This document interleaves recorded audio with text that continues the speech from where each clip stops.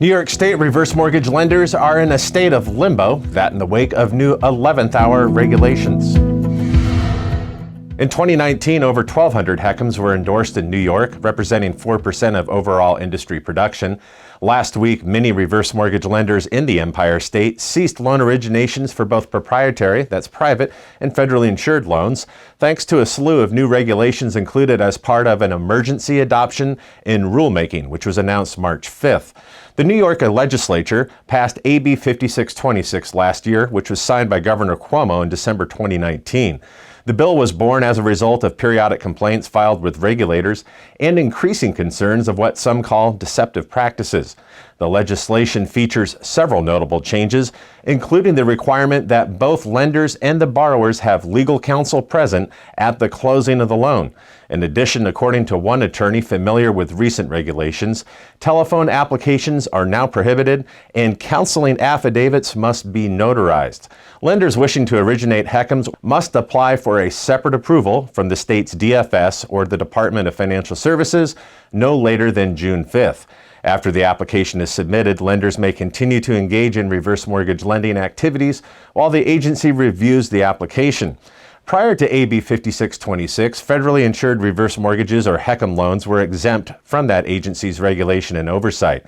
However, since about 1993, all non-HECM reverse mortgages have been regulated by the state. While the National Reverse Mortgage Lenders Association did communicate the industry's specific concerns and inputs to state lawmakers last summer, it was the new authority granted to the Department of Financial Services for them to create additional regulations for home equity conversion mortgages as part of that bill that present challenges for lenders in the state of New York. According to one source, several new requirements for reverse mortgage lending not found in the original bill were only announced on March 5th, that's shortly before the end of the business day. Currently, all my partners have suspended New York applications, closings, and purchases of loans until they have had the chance to fully decipher these changes, said one New York mortgage broker. We have seniors in process that are now in limbo as we have very little clarification as to what we need to do to remain compliant. The state's Department of Financial Services sees things a bit differently.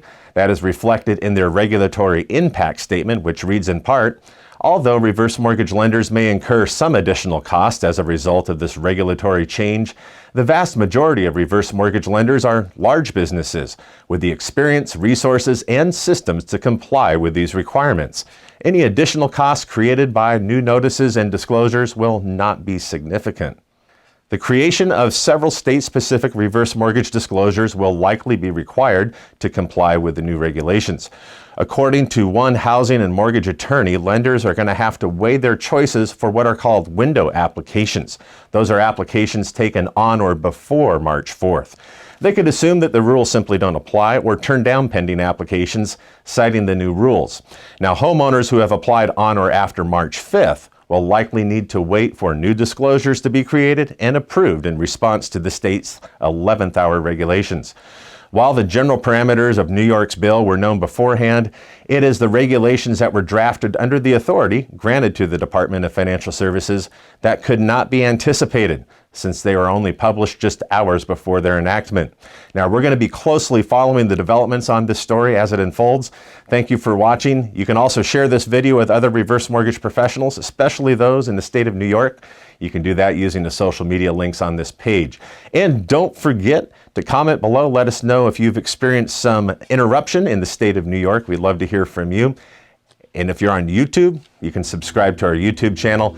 That way you never miss an upcoming episode. Thanks for joining us and have a great week.